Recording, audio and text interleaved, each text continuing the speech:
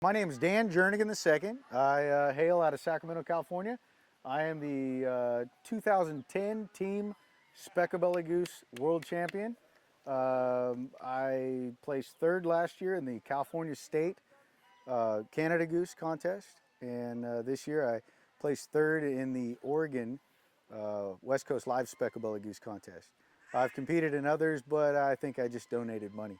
So I don't claim to be Superman, but I do kill a lot of geese, and I think optimism goes a long way out in the goose, in the goose pit. So my system basically consists of quality decoys, being invisible, and then making the right notes and not making mistakes on the goose call. The insert is the bottom portion that the tone board and the reed and the wedge sit in, almost touching the trough and the soundboard, but not quite, right? We want it just, it's got to fall freely inside of there. And if you push the reed just lightly, not too hard because you don't want to bend the reed, but if you just kind of put a little pressure on it, you can tell that it's not going to hit the trough. So we're going to hold them all together in our left hand.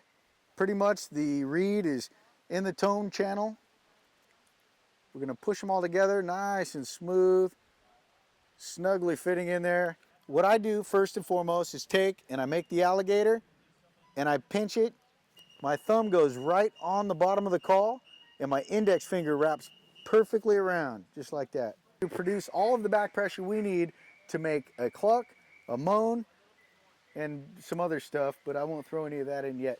So basically how I hold these three fingers, where I like to start is to take my index finger, shove in the bottom of the call, just like that, and then I kind of wrap my fingers around it. And pretty much with all of the goose calls, that's my baseline. To where we think, wow, that might sound good. Let me take a look here.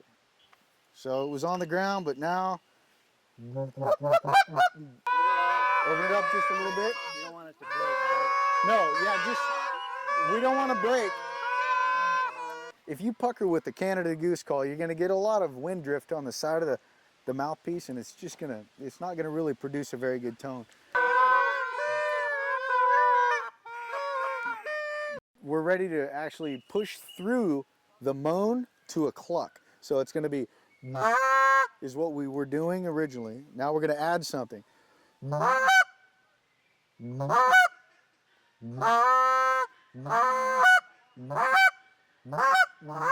Back of the call.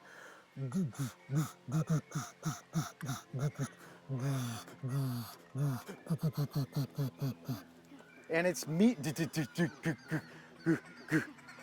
When I'm trying to learn a tricky note or something, I always work more on saying that note without my call even up to my mouth or anything, so that I can figure out the mechanics of it. So with that being said, we want to go.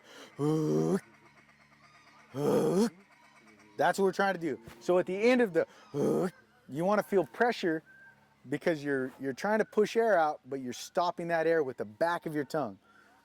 That leads me to tongue placement. Tongue placement, you want the tip of your tongue at the base of your teeth.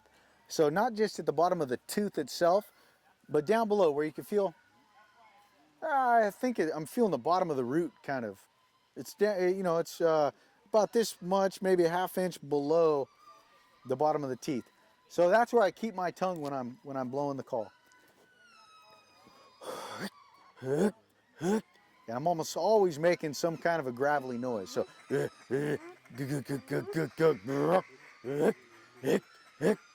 so as you can see, my tongue is at the bottom of my teeth, and I'm stopping the airflow with the back of my tongue by filling up the back of my mouth. So, can you see that? You see the tongue kind of filling up the back of my throat. That's how you want to stop the air from coming out of the call. You got your on hand. You got your on hand, and you've got your magic 3 fingers here that are going to create back pressure automatically. Then you've got your off hand. My off hand is my left hand, and for left-handed guys, off hand's the right hand. What I like to do with it is make a C just like that, like I'm holding water, right? And that off hand is pretty much going to just create back pressure on the call. Creating back pressure can be done in many different ways. I mean, you'll notice it.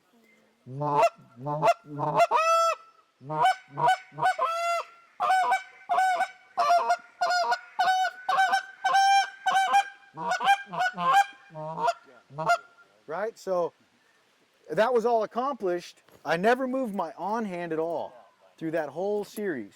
But I did create back pressure, release back pressure, create, release. So I close it off.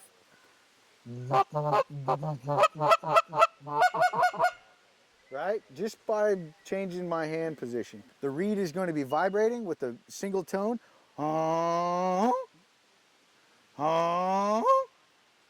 So I would recommend starting out without the call in your mouth. You can hold the call like you're blowing it, but just make that sound with your mouth. Now I sound silly doing it, but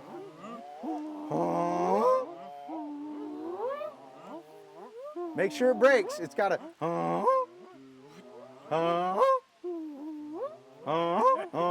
we're gonna once again fill our lungs up. Big deep breath, get big up top.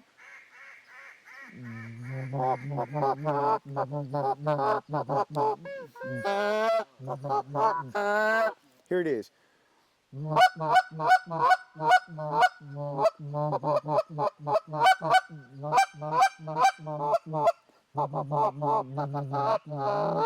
Okay, so if I keep my hand how I started, nah,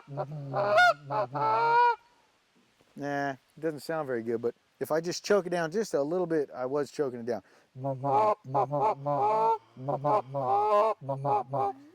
One of the other baseline critical things you have to learn on a Canada Goose call is to murmur, right? Groundwork. Groundwork kills geese. You don't even need to do the cluck moan thing. You don't.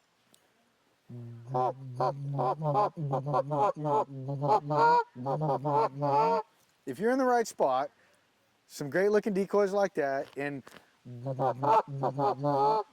will kill all the geese in the area every single time. I'm talking maybe a quarter of an inch at most. Bring it into your on hand, and it'll help create a sufficient back pressure to really make all the difference.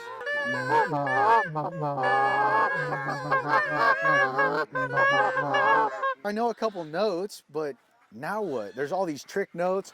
The spit note, quick spit.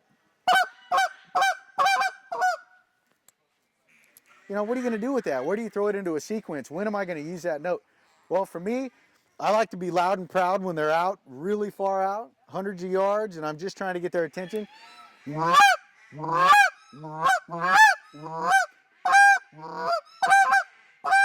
Anything to get their attention, right?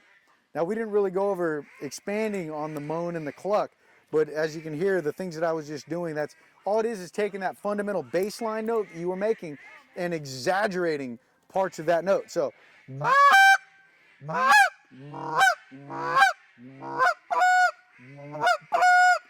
if it's a cluck, we're going to do our normal cluck, and then we're going to change it with our offhand.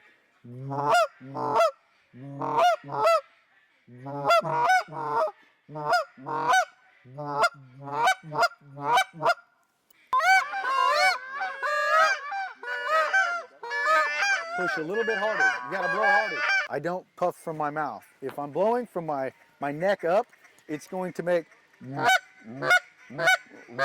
I have to breathe every single time I want to make a note, right? But if I build up air in my lungs,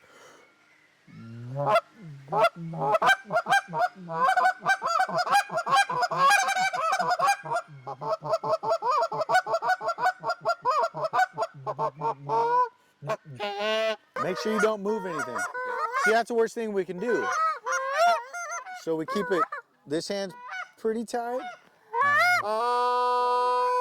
Just try to make that noise.